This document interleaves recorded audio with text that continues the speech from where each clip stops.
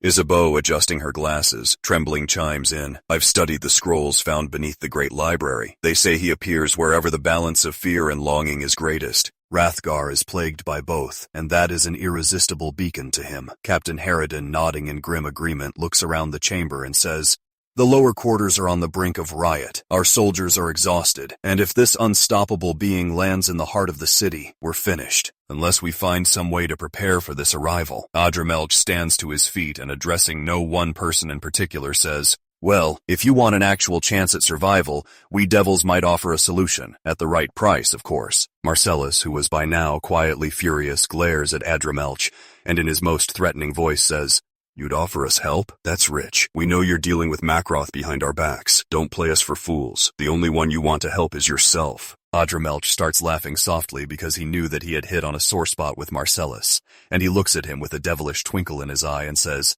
oh, come now, Chancellor Marcellus. I'd never dream of playing you for a fool. I only toy with the desperate. But then again, you dear sir do reek of desperation. Marcellus, who at this time can barely maintain his anger, makes his hands into two tight fists, and his knuckles begin to whiten with the pressure he applies. He slowly stands to his feet and glances over at Isabeau, who gives him a small weak smile and an encouraging nod. Without further words, the meeting dissolves into an uneasy alliance. Devils, humans, and anyone else who truly fears the crucified one more than they hated each other. But outside of the palace walls, Macroth the Reaper had different plans.